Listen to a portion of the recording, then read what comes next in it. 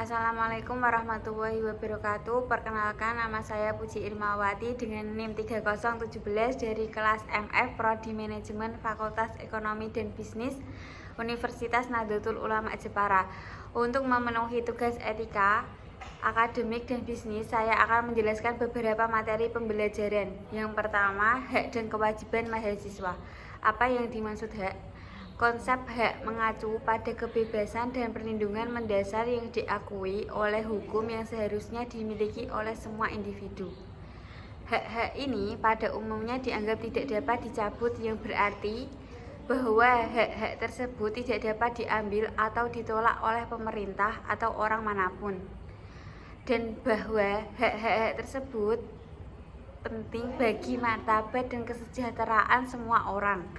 Hak adalah prinsip utama demokrasi modern dan biasanya diabadikan dalam konstitusi, sistem hukum, dan undang-undang suatu negara. Sedangkan kewajiban adalah kewajiban moral atau hukum yang harus kita penuhi. Itu adalah sesuatu yang diharapkan dari kita dan kegagalan untuk melakukannya dapat menyebabkan konsekuensi negatif. Dengan kata lain, tugas adalah tanggung jawab atau beban yang harus kita tanggung.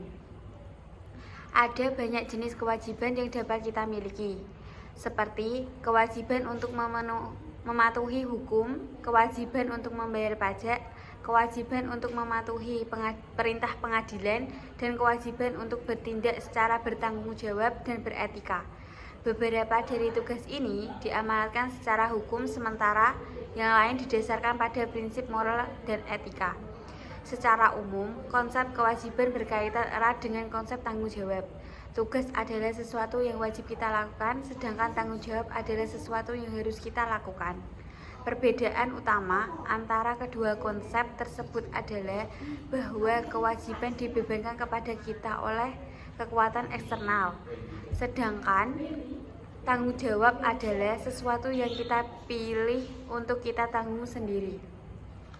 Mahasiswa merupakan intelektual yang sangat berperan penting terhadap bangsa dan negara ke depannya.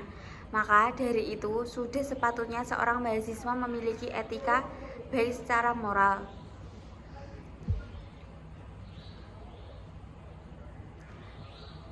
Secara moral akan dituntut tanggung jawab akademisnya dalam menghasilkan buah karya yang berguna bagi kehidupan lingkungan. Berikut hak dan kewajiban mahasiswa.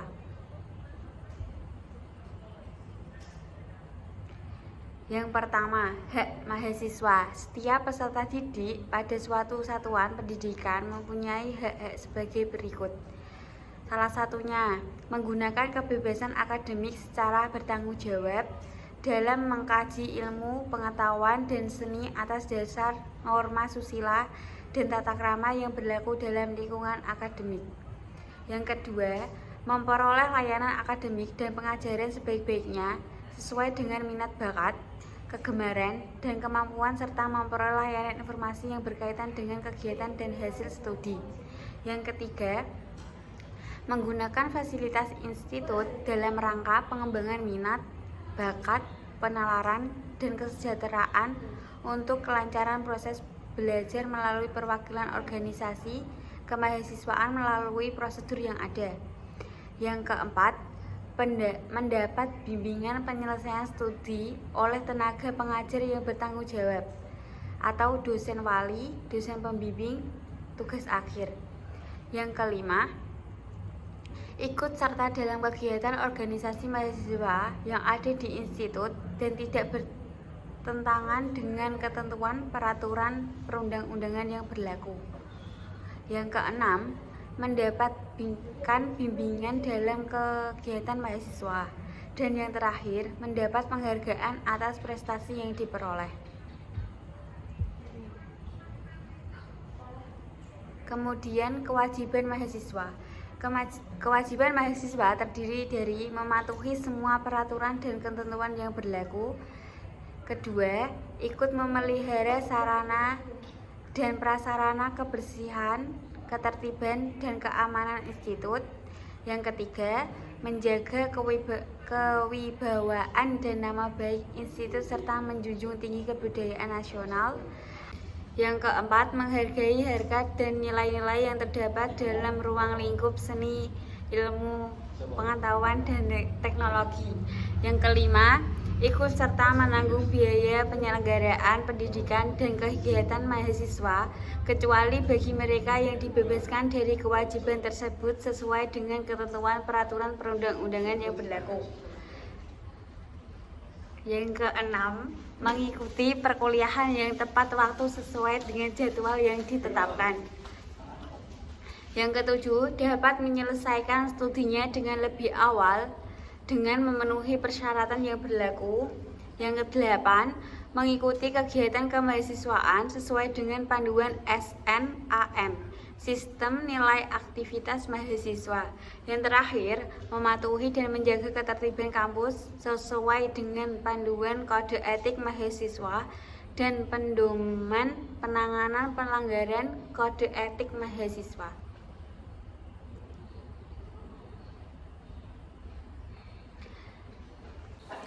Kemudian pembahasan selanjutnya adalah perilaku etis dan tidak etis.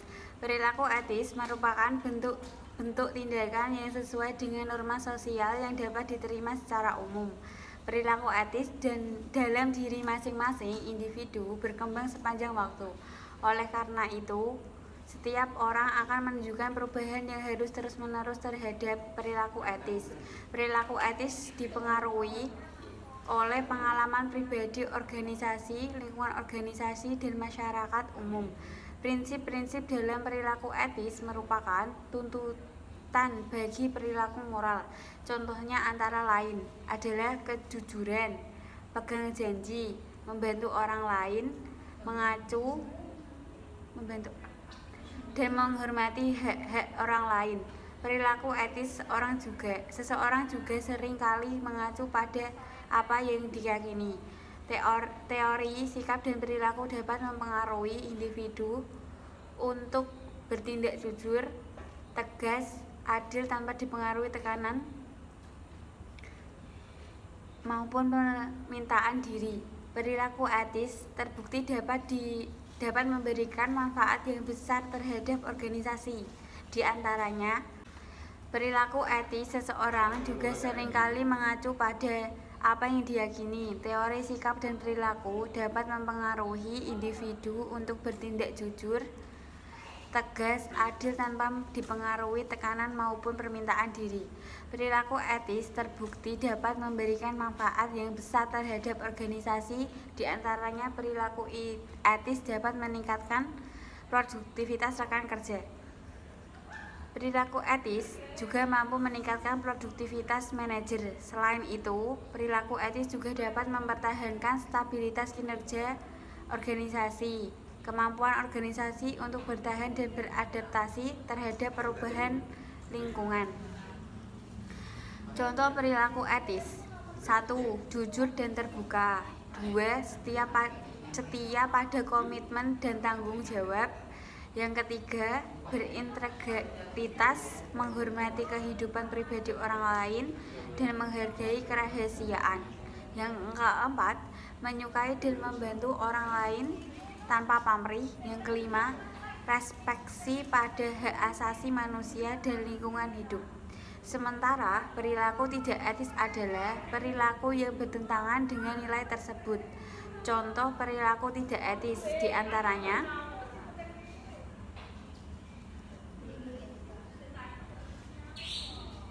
1. Berbohong atau membual. 2. Maling harta benda dan informasi. 3. Kekerasan verbal atau fisik. Yang keempat, menerima suap, titip gratifikasi atau korupsi. Yang kelima,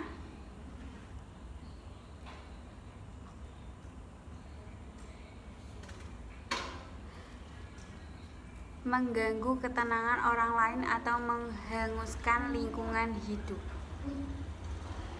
Selanjutnya adalah etika pergaulan. Etika dijadikan standar pedoman dalam menilai seseorang berakhlak atau tidaknya.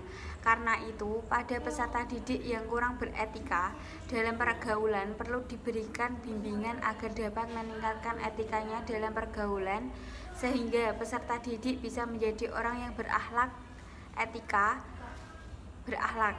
Etika pergaulan adalah suatu ajaran ilmu yang membahas tentang ajaran moral yang ada dalam masyarakat dan mengatur mereka untuk menaati norma-norma yang ada di dalamnya. Mengapa etika pergaulan harus diperhatikan? Ada 3 alasan besar kenapa kita harus memperhatikan etika dalam pergaulan kita sehari-hari. Yang pertama adalah karena manusia dituntut untuk saling berhubungan, mengenal dan membantu. Maka diperlukan sebuah etika sehingga proses ini dapat selalu terjaga. Yang kedua adalah agar tingkah laku kita dapat selalu diterima dan disenangi oleh siapa saja yang bergaul dengan kita. Ada kalanya kita membedakan etika pada teman yang sudah mengenal baik diri kita dengan orang yang baru kita kenal, atau etika dengan orang yang kita ingin hormati seperti guru dan orang tua kita. Dengan menerapkan etika ini, diharapkan setiap pergaulan kita nanti atau kedepannya dapat selalu disenangi dengan lingkungan tersebut. Dan alasan ketiga adalah karena dalam memberikan etika pada lingkungan pergaulan, teman dan kenalan kita akan melihat pribadi kita sebagai sosok yang terbuka. Tata krama dan tingkah laku sehari-hari Anda akan tercermin dalam etika yang Anda lakukan dalam pergaulan, mengacu pada perilaku dan aturan yang dianggap pantas, terpuji dan benar dalam hubungan atau interaksi pribadi atau sosial antara orang-orang. Berikut adalah beberapa contoh etika pergaulan.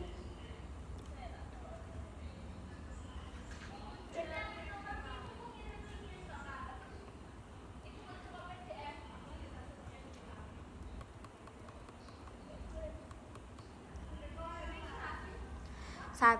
Jujur, terbuka dan menghormati. 2. Saling menghargai dan menjunjung tinggi rasa hormat. 3. Menerima dan menghargai perbedaan. 4. Menyimpan rahasia dan tidak membocorkan rahasia atau informasi pribadi. Yang kelima, tidak menyakiti, mengejek atau membanding-bandingkan orang lain. Yang keenam, tidak menyebarkan rumor atau gosip yang mengakibatkan kerusakan moral maupun sosial. Menepati janji. Beberapa poin di atas merupakan nilai-nilai etika secara umum. Jika dalam organisasi menginginkan tujuan utamanya dapat tercapai, tentunya juga memegang teguh pada nilai-nilai etika tersebut. Setiap individu yang memiliki peran dan pengaruh dalam sebuah organisasi hendaknya selalu memperhatikan dan mengimplementasikan nilai-nilai etika, minimal etika pada diri sendiri. Karena tujuan organisasi bukanlah tujuan perorangan, melainkan tujuan bersama.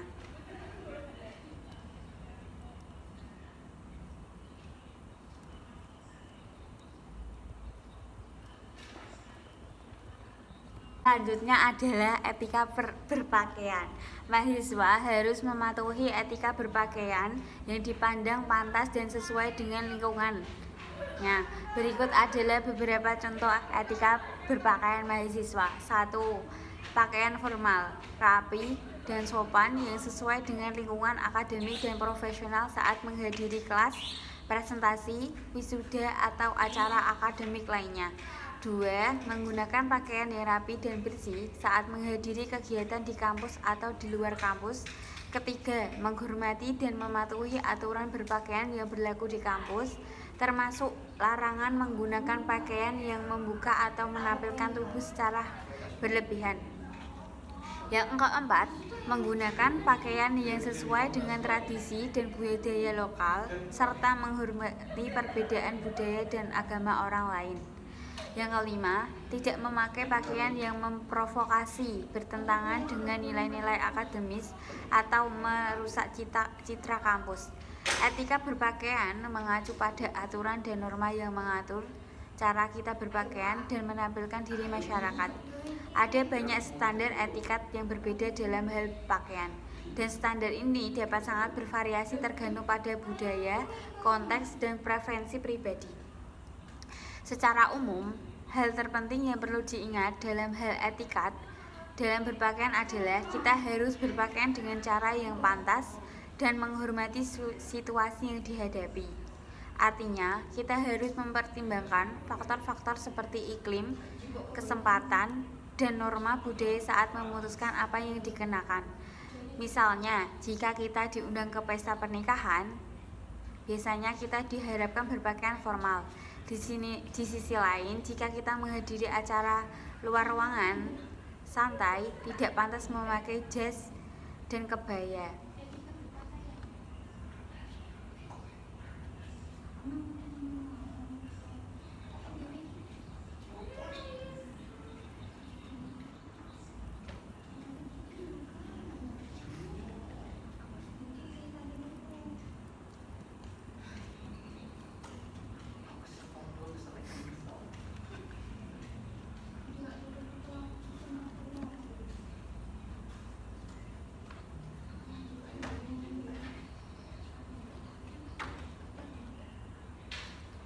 Demikian pula, jika kita menghadiri wawancara kerja, kita harus berpakaian secara profesional dan konservatif.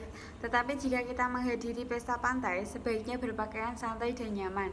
Sebagai seorang mahasiswa, ada beberapa aturan etikat umum yang perlu dipertimbangkan dalam hal pakaian. Meskipun sebagian besar universitas tidak memiliki aturan berpakaian yang ketat, masih ada beberapa pedoman yang perlu diperhatikan. Berikut adalah beberapa tips dasar untuk berpakaian dengan tepat sebagai mahasiswa. 1.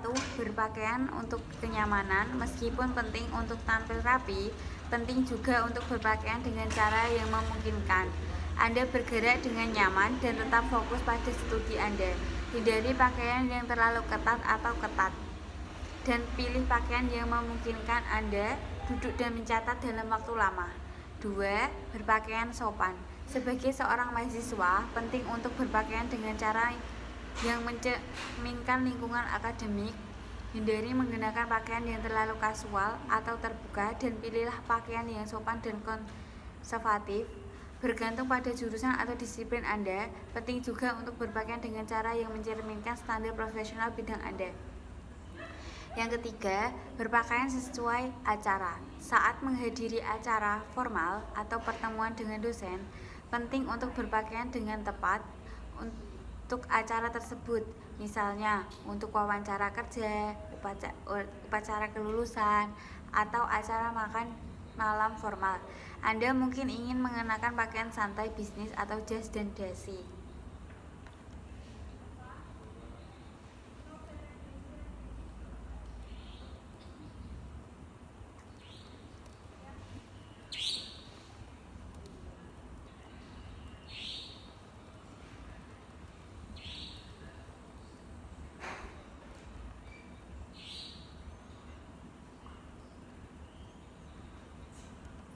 Keempat, berpakaian secara profesional. Jika Anda sedang melakukan penelitian, mempresentasikan proyek, atau berpartisipasi dalam acara profesional, penting untuk berpakaian secara profesional. Ini mungkin memerlukan berpakaian dalam pakaian kasual bisnis atau jas dan dasi tergantung pada kesempatan. Yang kelima, hindari gangguan. Hindari menggunakan pakaian yang dapat mengalihkan perhatian orang lain atau menyebabkan gangguan. Ini termasuk pakaian yang memiliki pesan atau gambar yang menyinggung atau tidak pantas, pakaian yang terlalu mengkilap dan gemerlap, atau pakaian yang terlalu terbuka. Secara keseluruhan, tujuan berpakaian dengan tepat sebagai mahasiswa adalah untuk menunjukkan rasa hormat terhadap lingkungan akademik dan menampilkan diri Anda sebagai individu yang profesional dan terpoles. Dengan mengikuti pedoman dasar tadi, Anda dapat memastikan bahwa Anda tampil dengan merasa terbaik di kampus dan di lingkungannya profesional. Pada akhirnya, tujuan etikat dalam pakaian adalah untuk memastikan bahwa kita menampilkan diri kita dengan cara yang sesuai dengan konteksnya dan menunjukkan rasa hormat terhadap diri kita sendiri dan orang lain.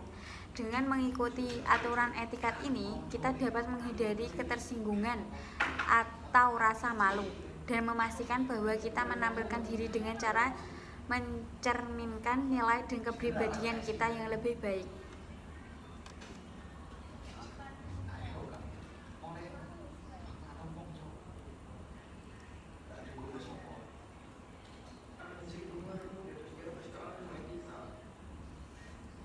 Selanjutnya adalah etika berkomunikasi dengan dosen dan sesama mahasiswa.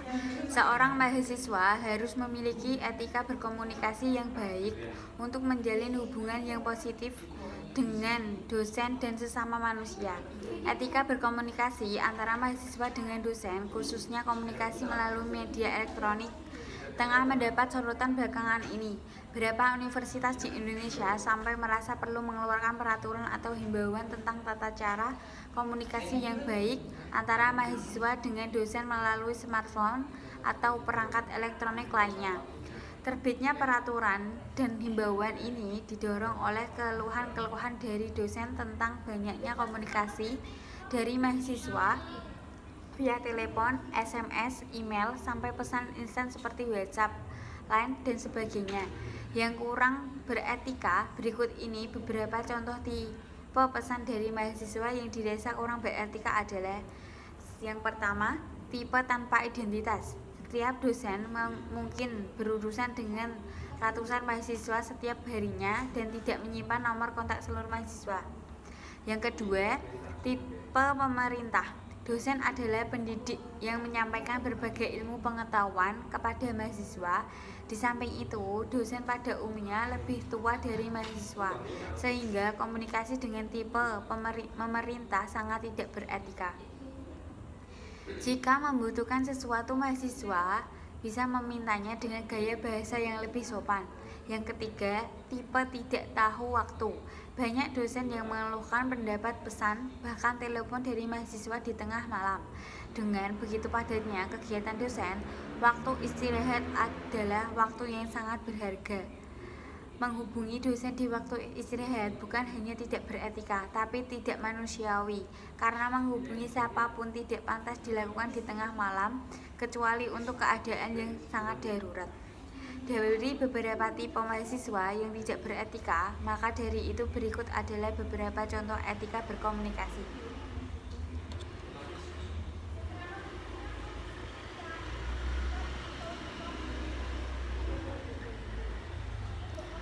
Yang pertama, jujur, terbuka, dan menghormati.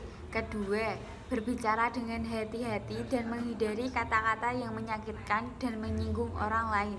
Yang ketiga, menghindari kabar burung atau gosip yang tidak ada gunanya. Yang keempat, menerima dan menghargai perbedaan pendapat dan perspektif dalam dialog dan diskusi. 5. Menjaga kerahasiaan dan privasi yang diutarakan orang lain. 6. Menerima kritik dan masukan secara terbuka dan tidak menjadi defensif atau marah saat menerima kritikan. 7. Berbicara dengan hati-hati dan menghargai budaya, agama, dan waktu kulit orang lain.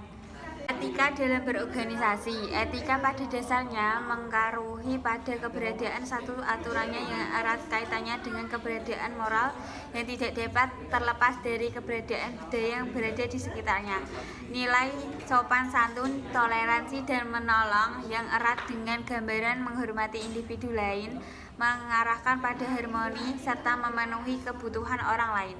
Etika yang dimiliki setiap individu ini harus berlandaskan pada nilai-nilai dan norma-norma yang ada pada lingkungan tempat organisasi itu berada. Maka segala sesuatu yang berkaitan dengan tingkah laku dan aktivitas seorang dalam lingkungan organisasi harus berlandaskan dan disesuaikan dengan tujuan akhir organisasi tersebut. Konsep etika sangatlah luas, salah satunya adalah etika terhadap diri sendiri antara lain. 1. Setia, yaitu sikap pribadi yang setia, tulus hati, dan jujur dalam melaksanakan sesuatu yang dipercayakan kepadanya, baik berupa harta, rahasia, kewajiban, atau kepercayaan lainnya. 2. Benar, yaitu berlaku benar dan jujur baik dalam perkataan maupun perbuatan.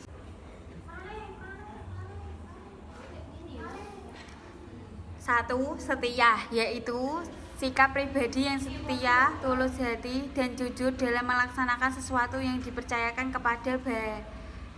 kepadanya, baik berupa harta, rahasia, kewajiban, atau kepercayaan lainnya.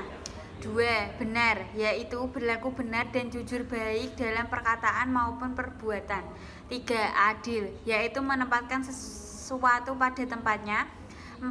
Memelihara kesucian, yaitu menjaga dan memelihara kesucian dan kehormatan diri dan tindakan tercela, fitnah, dan perbuatan yang dapat mengotori dirinya. 5. Malu, yaitu malu terhadap Allah dan diri sendiri dari perbuatan melanggar perintah Allah. 6. Keberanian, yaitu sikap mental yang menguasainya nafsu dan berbuat semestinya.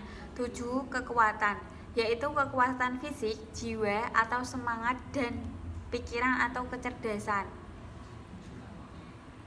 8. Kesabaran, yaitu sabar ketika ditimpa musibah dalam mengerjakan sesuatu. 9. Kasih sayang, yaitu sifat mengasihi terhadap diri sendiri, orang lain, dan sesama makhluk. 10. Hemat, yaitu tidak boros terhadap harta, berhemat tenaga dan waktu. Kemudian etika terhadap masyarakat lain. 1. Memuliakan tamu. 2. Menghormati nilai dan norma yang berlaku dalam masyarakat. 3. Saling menolong dalam melakukan kebajikan takwa. 4. Menganjurkan anggota masyarakat berbuat baik dan mencegah perbuatan jahat. 5. Memberi makan fakir miskin. 6. Bermusyawarah dalam segala urusan kepentingan bersama. 7. Menunaikan amanah yang telah diberikan oleh masyarakat kepada kita. Etika berkomunikasi juga mencakup etika menulis dan menghargai orang lain di atas media sosial. Seorang mahasiswa harus memiliki etika dalam berorganisasi untuk menjaga citra dan integriti organisasi. Berikut adalah beberapa contoh etika dalam berorganisasi. 1. Jujur, terbuka, dan menghormati. 2. Setia pada komitmen dan tanggung jawab. 3.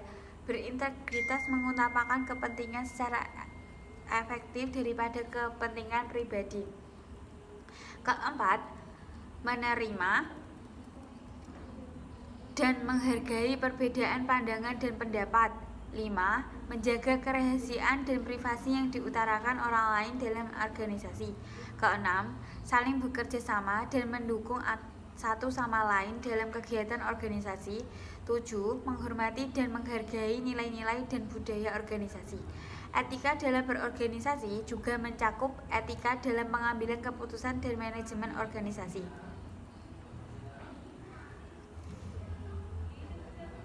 Selanjutnya adalah etika di lingkungan kampus. Mahasiswa harus memiliki etika dalam lingkungan kampus untuk mencerminkan nilai, sopan santun, dan moralitas yang baik dalam interaksi pribadi dan sosial. Berikut adalah beberapa contoh etika dalam lingkungan kampus. 1. Jujur, terbuka, dan menghormati. 2. Menghadiri kelas dan seluruh kegiatan akademik dengan disiplin. Yang ketiga, mengutamakan tugas dan kewajiban akademik. Yang keempat, menghindari kekerasan, mobbing, dan perundungan. Yang kelima, menggunakan fasilitas kampus dengan bijaksana dan menghargai hak dan privasi orang lain. 6. Menerima dan menghargai perbedaan pendapat dan pandangan. 7. Menjaga kerahasiaan dan privasi yang diutarakan oleh orang lain. Etika dalam lingkungan kampus juga mencakup etika dalam mempertanggungjawabkan kebersihan dan keindahan kampus, menghormati peraturan dan kebijakan kampus, serta mendukung nilai-nilai akademis dan profesional. Sekian penjelasan dari beberapa materi yang saya jelaskan untuk memenuhi tugas mata kuliah etika akademik dan bisnis. Dari ketujuh materi yang sudah saya jelaskan tadi, penting bagi mahasiswa untuk memahami dan menerapkan prinsip-prinsip etika ini untuk membangun budaya kampus yang positif dan berkontribusi pada pengembangan diri serta keberhasilan akademik mereka. Dan saya mengucapkan terima kasih kepada Bapak Dwi Agung Nugroho Arianto SE MM selaku dosen mata kuliah etika akademik dan bisnis, serta saya mengucapkan minta maaf bila ada kata-kata yang kurang berkenan. Wassalamualaikum warahmatullahi wabarakatuh.